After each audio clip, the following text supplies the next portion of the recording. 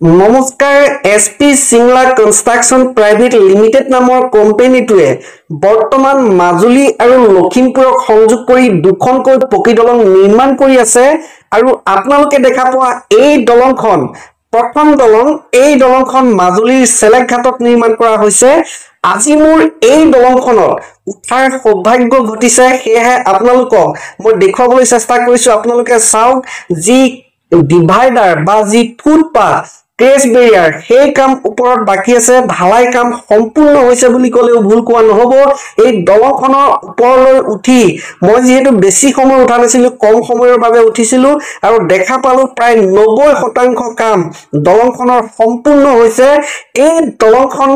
নিৰ্মাণ কৰা হৈছিল 2022 চনৰ 11 ডিসেম্বৰ তাৰিখে সেইদিনা অসমৰ মাননীয় মুখ্যমন্ত্ৰী ডক্টৰ হিমন্ত বিশ্ব শৰ্মা ডাঙৰীয়াই এই দলংখনৰ নিৰ্মাণৰ কাম আৰম্ভ কৰিছিল আৰু তেতিয়াৰ পৰাই দুয়োখন দলঙৰ নিৰ্মাণ কাৰ্য দ্ৰুত গতিত চলিছিল আৰু এই দলংখন আজি আপোনালোকে চাওক দুবছৰ সম্পূৰ্ণ হৈছে দুবছৰ সম্পূৰ্ণ হোৱাৰ পাছত দলংখনৰ প্ৰায় 90% কাম সম্পূৰ্ণ হৈছে এই দলংখনৰ মুঠ দৈৰ্ঘ্য হৈছে 702 মিটাৰ এই দলংখনৰ ইমূৰৰ পৰা সিমূৰলৈকে ভালদৰে আপোনালোকে চাওক দলংখনৰ প্ৰায় 90% কাম সম্পূৰ্ণ হৈছে আৰু দ্বিতীয়খন দলং যেহেতু লখিমপুৰৰ ধুনাগুৰি ঘাটত নিৰ্মাণ কৰা হৈছে সেই দলংখনৰ মুঠ দৈৰ্ঘ্য হৈছে 2040 মিটাৰ সেই দলংখন পিএসসি বক্স গাৰ্ডাৰ আৰু পিএসসি আই গাৰ্ডাৰ নিৰ্মাণ কৰা হ'ব সেই কাৰণে সেই দলংখন নিৰ্মাণ কৰিবৰ কাৰণে পিএসসি বক্স গাৰ্ডাৰ আৰু পিএসসি আই গাৰ্ডাৰ বিলাক নিৰ্মাণ কৰি থকা হৈছে নদীৰ বুকুত কেইটামান ওয়েল ফাউণ্ডেশ্যনৰ কাম বাকি আছে বাকি সকলো কাম হৈ গৈছে যি ওয়েল ফাউণ্ডেশ্যন বা ওয়েল কেপ পিয়াৰ কেপ সকলো বিলাক কাম হৈ গৈছে আৰু সেই দলংখন মই কৈছো সেই দলংখন পিএসসি বক্স গাৰ্ডাৰ আৰু পিএসসি আই গাৰ্ডাৰ নিৰ্মাণ কৰা হ'ব নদীৰ ফালে পিএসসি বক্স গাৰ্ডাৰ নিৰ্মাণ কৰা হ'ব আৰু পথৰ ওপৰত যিখন দলং নিৰ্মাণ কৰা হ'ব সেইফালে অৰ্থাৎ ধুনাগুৰি ঘাটৰ পৰা খনিকৰ গাঁৱলৈকে সেই দলংখন পিএসসি আই গাৰ্ডাৰ নিৰ্মাণ কৰা হ'ব এই দলংখন আপোনালোকে যেনেকৈ দেখা পাইছে পিএসসি আই গাৰ্ডাৰ নিৰ্মাণ কৰা হৈছে ঠিক তেনেকৈ ধুনাগুৰি ঘাটৰ পৰা ধুনাগুৰি খনিকৰ গাঁৱলৈকে দলংখন পিএসসি আই গাৰ্ডাৰ নিৰ্মাণ কৰা হ'ব আৰু ধুনাগুৰি ঘাটৰ পৰা মাজুলীৰ দিশত যি আউনিবাৰী গাঁও এই আউনিবাৰী গাঁৱলৈকে এই নদীৰ অংশটো পিএসসি বক্স গাৰ্ডাৰ নিৰ্মাণ কৰা হ'ব ইতিমধ্যে পিএসসি বক্স গাৰ্ডাৰ সেই দলংখনত লগোৱা হৈছে মোৰ আগৰ ভিডিঅ'ত সেয়া আপোনালোকক দেখুৱাবলৈ চেষ্টা কৰিছিলো সেই ভিডিঅ'টো যদি আপোনালোকে চোৱা নাই ডেসক্ৰিপচনত লিংক আছে আপোনালোকে লিংকত গৈ সেই ভিডিঅ'টো চাব পাৰিব আৰু পুনৰ কৈছো এই দুইখন দলং সংযোগ কৰিবৰ কাৰণে নামনি মাজুলীৰ বালিচাপৰিৰ পৰা লখিমপুৰৰ মঙলমৰালৈকে এটা পথ নিৰ্মাণ কৰি থকা হৈছে বৰ্তমান পথৰ কামো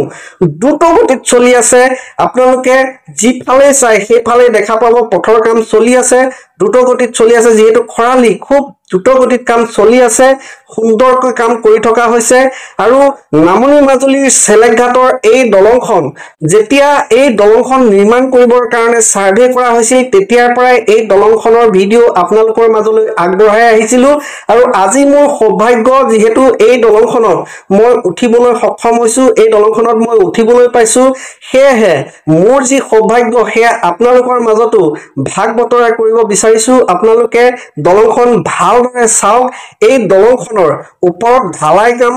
প্ৰায় সম্পূৰ্ণ হৈছে অলপ বাকি আছে প্ৰায় সম্পূৰ্ণই হৈছে আৰু যি ডিভাইডাৰ বা যি ফুটপাথ ক্ৰেছ বেৰিয়াৰ সেই কাম বাকি আছে আৰু অন্যান্য হয়তো ওপৰত বেলেগ কাম থাকিব পাৰে সেইখিনি ইমানখিনি আমি নাজানো তথাপিতো অনুমান কৰিছো প্ৰায় 90% কাম এই দলংখনৰ 90% কাম সম্পূৰ্ণ হৈ গৈছে সমান্তৰালকৈ লখিমপুৰৰ ধুনাগুৰি ঘাটৰ যিখন পকী দলং সেই দলংখনৰ 40ৰ পৰা 50% কাম সম্পূৰ্ণ হৈছে বুলি ক'ব পাৰি যেহেতু সেই দলংখনৰ বাবে যি well foundation well cap pier cap সকলো বিলাক ইতিমধ্যে নিৰ্মাণ কৰা হৈছে আৰু যি পিএসসি বক্স গাৰ্ডাৰ বা পিএসসি আই গাৰ্ডাৰ সেইবিলাকো নিৰ্মাণ কৰি থকা হৈছে আৰু পিএসসি বক্স গাৰ্ডাৰ ইতিমধ্যে দলংখনত লগোৱা আৰম্ভ কৰিছে গতিকে দলংখনৰ কাম দ্ৰুত গতিত চলি আছে আপোনালোকে যদি মোৰ ভিডিঅ' বিলাক চাব বিচাৰে তেন্তে প্লিজ মোৰ চেনেলটো সাবস্ক্ৰাইব কৰিব আৰু কাষত যিটো ঘণ্টা আছে সেই ঘণ্টাটো প্ৰেছ কৰি অল কৰি ৰাখিব আজিলৈ ভিডিঅ'টো ইমানেই ভিডিঅ'টো চাই যদি ভাল পালে লাইক কমেন্ট শ্বেয়াৰ কৰিবলৈ একেবাৰে নাপাহৰিব থ্যাংক ইউ